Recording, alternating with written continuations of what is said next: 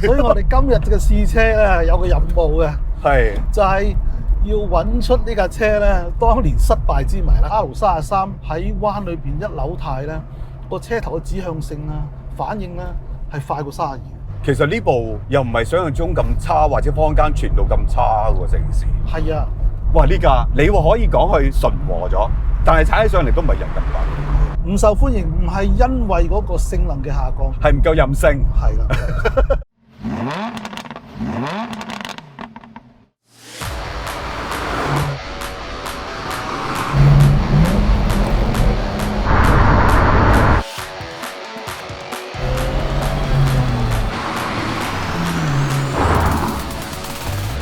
扭軚嘅時候，感覺明顯係個旋轉個動態輕快啲啊，冇 R32咁重啊，即係嗰個重量分佈好咗啲啊。點解一踩落去就已經唔同咗咧？即係就算起步嗰剎那已經感覺到，咦 ？RB26喎，點解好似脫胎換骨咁嘅？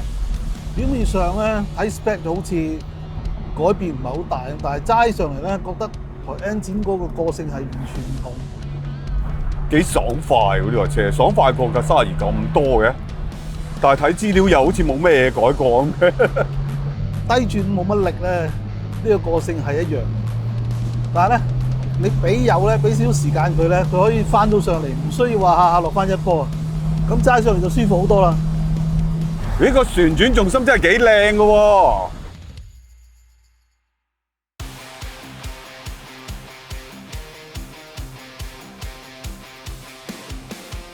喂，頭先我哋各自揸咗轉啦，其實我又覺得33又幾好喎。所以我哋今日嘅試車咧有個任務嘅，係就係要揾出呢架車咧當年失敗之謎啦。雖然呢個所謂失敗咧仲有好多爭議性嘅，有人認為根本就唔係失敗啊。但係數字係冇得呃人嘅，佢個銷售量的確係唔高啊。係。咁究竟問題出喺邊度咧？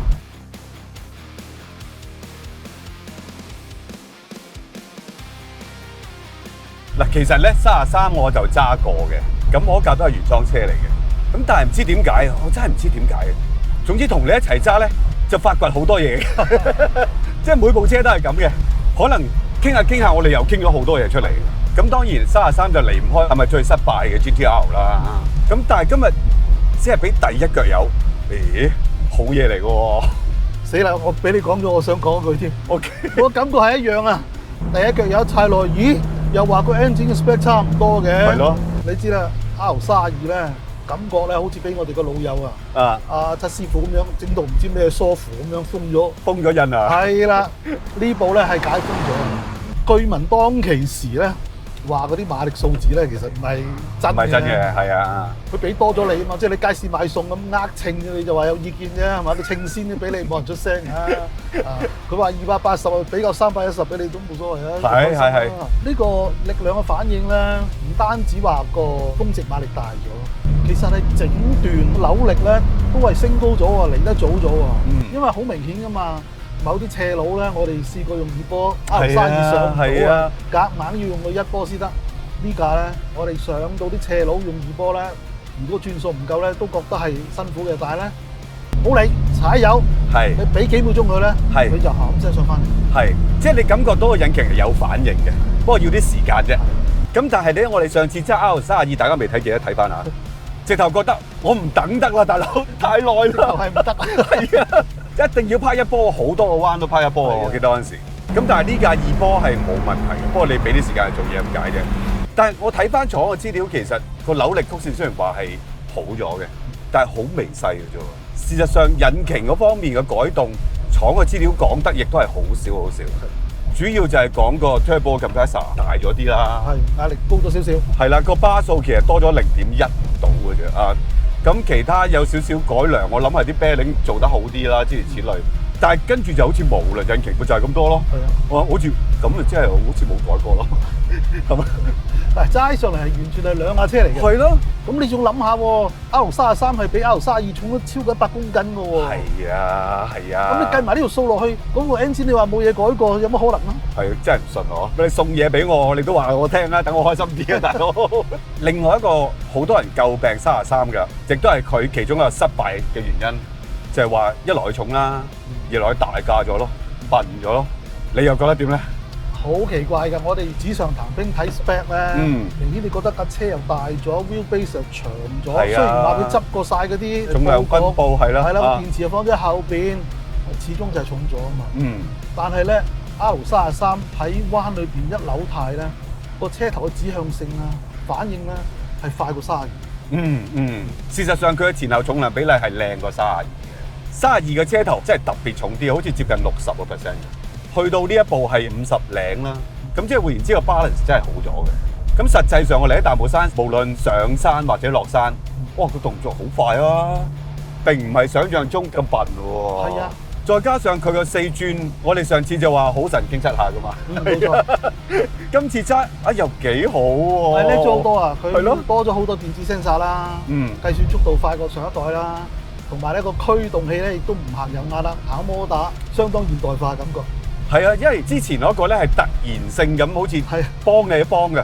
我哋開頭嗰幾個彎都嚇一嚇嘅，尤其是遇到啲急彎嘅時候。當然後尾就冇事啦。但係呢架係好容易適應，好 linear 嗰種感覺喎。係啲急彎嘅時候，佢會真係做得更加明顯啲嘅。咁但係一啲快彎，其實我係覺得幾幫到手喎。真係唔覺佢超過2.7嘅輪軸距啊！2.7個輪軸距大概係咩車？E36啊，2.7門嘅喎，你講緊係咪？係啊，即係4門車嘅 wheelbase 接近㗎。其實呢部又唔係想象中咁差，或者坊間傳到咁差喎，成件事。係啊，嗱頭先你講到個 wheelbase 咧，呢一個好重要嘅 point。因為我揸呢個車之前咧，我分析晒啲數據啊 data，我成日都諗啊，點解呢個車咁唔受歡迎啊，或者咁多負評啦？第一佢重咗啦，咁呢個就梗係㗎啦。問題就係我哋齋上嚟覺得，雖然係重咗，但係成個車反應係比 R32快咗嘅。咁所以呢個唔構成一個減分嘅。另外成個車身係補強晒㗎嘛。係啊，你睇下嗰啲頭尾嘅 tower bar 啊，車底個底巴啊，所有嘅 ABC 處全部係強化晒，就算重翻少少啊，呢條數咧都係隨便有精。係啊，嗱有個數字講嘅就係話33比32喺 twist 嗰個 rigidity 咧多出過100%。係啊。至於 lateral 嗰個即係前後接嗰個咧，就接近100嘅。所以佢個重絕對唔係死穴嚟㗎，因為去到 R34仲重過佢。係啊，其實係嘅。咁所以佢重唔係死穴，我就諗下啊，睇嚟睇去，一定係 wheelbase 係死穴啦，因為佢咧係當年嘅房車 wheelbase 嚟㗎嘛。係。咁你揾個房車 wheelbase 做個跑車，咁啊梗係唔掂啦。但係我哋轉兩個彎，死啦！又唔係構成證據喎，呢個係咧，又證實唔到係咁嘅原因喎。咁我哋咧唯有從呢個用家嘅心態分析呢個問題。因為你有啲數字係冇得呃人㗎嘛。你 Nürburgring 8秒樓下係第一架量產車係做到8秒樓下，咁呢啲冇得假㗎。咁但係樣樣都正，而且架車仲長咗，仲坐得人多咗，後排坐得舒舒服服。係。咁點解你又唔中意咧？仲有高速穩定性係強過 R32好多㗎。wheelbase 長最着數地方咧就係高速嘅穩定性。咁呢樣嘢有嘢賣。係。問題就嚟啦，點解啲人唔中意佢咧？我啊諗嚟諗去，第一就係唔係唔中意，嗰陣時人冇錢啊，會唔會係日本經濟唔好啊？咁啱係，其實32出嚟嘅時候都開始唔好啦。經濟唔好，買家冇水啦，廠方咧亦都冇錢走去參加咩比賽啊，催谷下啲廣告啊。係。咁呢咪成件事好似靜咗咁樣咯。因為好多文章都有講嘅，即係開發嘅初期，33唔係呢一種嘅形態，唔係咁長嘅 wheelbase，唔係咁顧及嗰個實用性。即係當然佢會提升少少啦，但係唔係真係考慮太多嘅。但係管理層話唔得喎，嗰兩個位要坐得人。32真係幾麻麻噶嘛。好老實，呢架係正常一架 coupe 係坐得人嘅 coupe 咁嘅樣咯，一定好過 E36嘅 coupe 嗰後座嘅。係啊，我有個朋友佢都有呢一部車揸咗都幾長時間。佢都話後邊成日坐人嘅，冇投訴㗎。呢架車嘅主人亦都話，我同時有32同33，佢喺嗰段時間係揸33係多啲嘅，即係願意用呢部車多啲嘅。其實我覺得呢個咧亦都因為佢作為一個跑車咧，可能係敗筆嚟嘅。跑車根本上就係好任性嘅事嚟。哦，就好似我哋上次所講嘅。係啊，你諗到面面俱圓啊，後邊裝兩個人，嗰兩個唔知咩人嚟嘅，可能係搭爹啊，或者點樣開快咁挫啊咁你又唔 happy 啦揸車。係啊，唔係啩？呢啲唔係朋友嚟嘅。仲有就係據聞當時咧，因為經濟唔好咧，係啊，即係要共用平台啊。係。咁於是乎咧，喂，你特登整一架咁嘅 short wheelbase 做跑車咁浪費，好啦，睇下車係裏邊有冇呢啲後驅嘅平台攞去用啦。咁啊結果俾呢架咁樣嘅長嘅 wheelbase。嗱，其實長嘅 wheelbase 咧，去到2米7度咧，其實都唔係話唔係過分嘅，係啦。你見好多歐洲嘅車咧，你熱2米7嘅 wheelbase 咧，佢仲好啊，將個 engine 塞後啲啊。係，但係呢架咧設計嗰個話事人咧，佢想做到面面俱圓。我個 wheelbase 咁長，點解仲要咁長嘅 overhand 咧？車頭，因為佢個 engine 咧都盡量擺前啲。係啊，即係6個盤咧都有4個盤係出咗去嘅，為咗就係騰出一個咁大個空間。係啊，就係呢個空間咯。你跑車啊，任性嘅事嚟㗎，面面俱圓嘅話咧，就冇咗嗰個過癮嘅感覺㗎啦。所以呢個亦都有可能啊，即係我哋推斷啦，係令到佢對於嗰啲即係熱血嘅跑車迷咧，欠缺吸引力其中一個原因。最大問題係32真係太成名啊嘛，太出名啦。好似你所講，嗰個時間90年代中，其實好多其他日本車廠都開始放棄 sports car 㗎。咁呢架都仲生存到，我都叫好慶幸。同埋嗰陣時嘅 sports car 最大嘅市場都仲係美國。美國人無論係一 pair 夫婦定係冇仔女都好，佢都要後邊擠到爺擠到人嘅，唔知點解咁奇怪嘅。董 Sir 你又嚟下先。好啊好啊。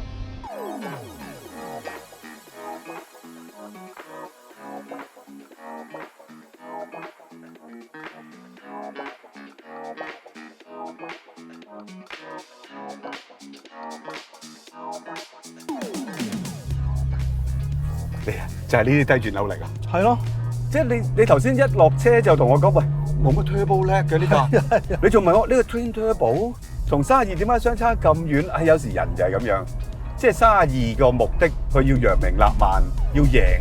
對於一般用家嚟講，未必係最 perfect 嘅一個 combination。佢喺賽道上要贏嗰陣時嘅 Group A 啊，諸如此類，咁佢自不然有一套諗法係要我點樣先贏得到。咁但係真係對用家嚟講又係另外一件事噶嘛。即係你呢部 RB26喺 R32嗰度係終極嘅力量好犀利，咁賽車場就係玩呢樣嘢啫，街唔係噶嘛。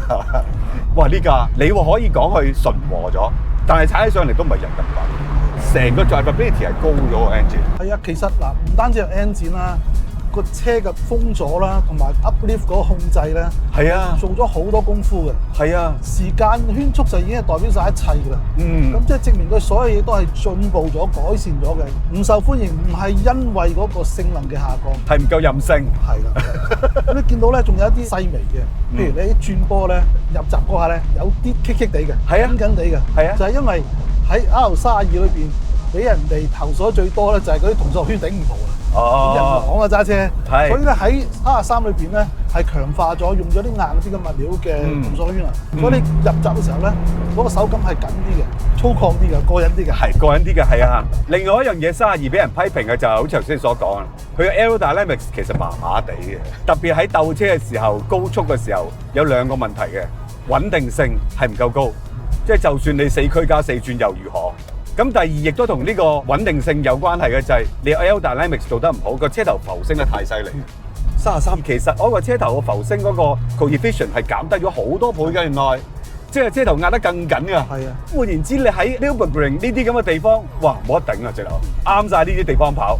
其次就係多 highway 嘅國家，呢架係更加開心嘅嘢，走得。即係你個風阻一靚嘅話，唔單止阻力細啊、極速快啦、風噪啊嗰樣嘢都好啲。仲有就係佢連個尾型而家都可以調校㗎嘛，有晒數字嘅，即係風阻多幾多，高速穩定性又係點樣。其實成架車個諗法係更加成熟。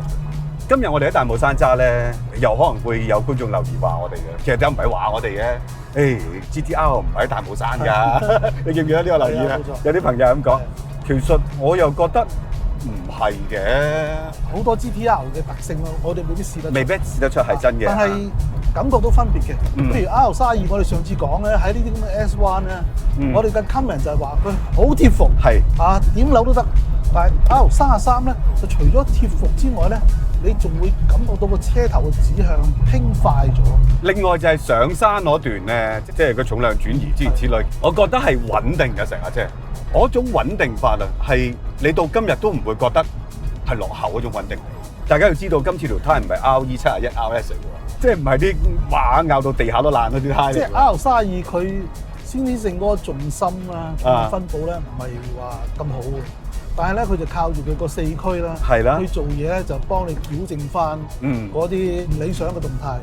咁呢一架咧喺個根源嗰度着手，係啊，所以個感覺咧就係自然好多啦。自然好多，同埋你快起上嚟比較輕鬆。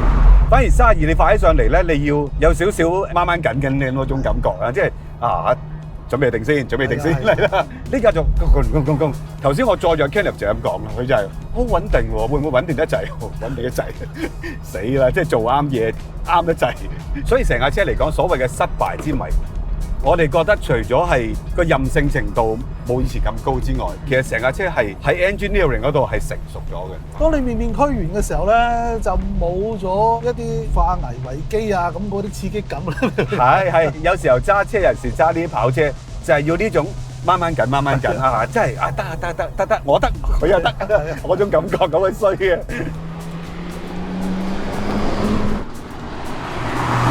同埋咧，呢啲上山比住有轉彎嘅操控咧，就正就係你頭先講嗰樣嘢。32咧，你感覺到人咧就有搏鬥感覺，個車咧就喺度發揮緊啲系統啦，幫你轉個彎。係33就係流水行運好多啦，好渾然天成嗰種感覺嚇。所以如果你真係揸得好咧，呢架可以揸得更快啊！事實上圈速啊，無論 Nürburgring 啊或者係捉波啊，每一個賽車場出到嚟嗰個成績咧，都係明顯地見到33係進步過32。我睇到有啲報道講咧，除咗呢個夢幻21秒之外咧，夢幻的21秒就係日本傳媒有喺捉波就做咗啲 lap time 嘅，當其時拎晒佢哋最勁嗰啲跑車，呢架係最快嘅。咁第二架係 NS6R NA1，第三架 Supra RX7，你任揀一架？可能 Supra 快啲喎。係啦，Supra 冇得頂啊你 ！Supra RZ 啊，不過坊間亦都好多朋友都知道一個故事嘅。當年日產俾土屋試嗰部 R33，同佢自己買嗰部 R33，佢嗰部點解慢咁多嘅？土屋嬲嬲地，跟住查咗出嚟之後，原來俾 Media 試一部係唔同嘅，有少少 tune up 啊。係啦，咁就令到成件事就變咗有少少醜聞啦。呢個亦都係好多人講嘅其中一個原因，係令到架33賣得唔好嘅。其實你頭先講過咧，其實係多鬼餘啦。你講，我唔覺得嗰啲買家為咗呢件咁樣嘅事，調翻轉咧，即係如果個市係旺啊嚇，即係反而成為一個話題熱點咧，增加佢嗰個討論嘅熱度添。但係我聽我朋友講，佢都跟呢啲故事跟得好多噶嘛。佢話土屋有3部你都知㗎啦，R33有3部，咁一部腳車嚟嘛。最終佢都係賣走咗架33嘅。佢好中意33嘅，其實個原因係得一個，個油缸細得滯。嗱，事實上個油缸真係細咗嘅。一來佢就將個油缸由32擠咗喺行李箱，就移咗入去個後座底嘅，仲用埋個膠油箱。咁好似得60 lit 啊，60鬆啲咯。咁土屋咧就係頭文字 D 嘅監修嚟嘅。佢就借助呢個星野好做揸 R34嗰個咧，係啊，就彈到33一毫子都唔值。但係佢自己買幾部喎。你冇理，正因為當年買得少啊，而家調翻轉頭咧，就反而更加珍貴。因為32買4萬幾架咧。你喺市面上流傳緊嘅仲唔少嘅，但係呢架咧經歷咗一個生命週期啦，佢真係買1萬零架啫嘛，所以全世嘅數量係唔多㗎。有心人就 keep 翻價啦。呢架唔賣嘅，唔使打住。雖然我哋好似講到好似唔係 R32咁雀躍嗰種感覺，但係可能真係正真係俾呢部車俾到我哋好鎮定嗰種感覺。係啊，即係佢就係氣定神閒咧，係咯，即係冇嗰啲刺激雀躍嘅感覺。所以我明點解我啲朋友有33嘅都講話，我經常就係揸呢部32睇好靚㗎，即係成日揸都係33啦。而33嘅失敗，我哋歸納起上嚟，唔可以話架車嘅問題，係真係個時勢唔啱佢，天時地利人和真係。係啊，真係唔啱佢。但係咁喎，我哋下一步試34㗎啦噃。又睇下日產點樣吸收到33嘅經驗咧，就點樣去炮製部34出嚟。 34好似翻轉頭，哦，個 wheelbase 大幅縮短，係後邊啊再錯唔到人啦。係啦，痛定思痛，其實又唔係痛嘅，只不過佢覺得 sports car 都要行翻呢條路。冇錯，但係34嘅生產年期又係好少，數量又係好少，而家嘅價錢比呢部更加高。因為啱過咗20年，美國可以入係啦到貨啦，搶到咧，係啦，好高啦。咁所以大家留意住下一輯34，唔好問幾時啊，我哋都未知，好忙啊我哋。不過大家留言講下，你想唔想我哋試埋35啊？其實係另外一樣嘢嚟嘅。係啊，35真係當然係一部好車咧，好刺激好玩，但係你唔可以32、33、34、35咁樣去比較咧，即係3個橙放個蘋果喺度咧，好難比較。嗰個唔似蘋果個菠蘿嚟嘅啫。榴蓮啊，咁緊。好啦，咁大家記得留言、comment、like and share 啦，仲有就係我哋嘅 YouTube 同 IG、Facebook，記得 like 晒佢，follow 晒佢，唔該晒，拜拜。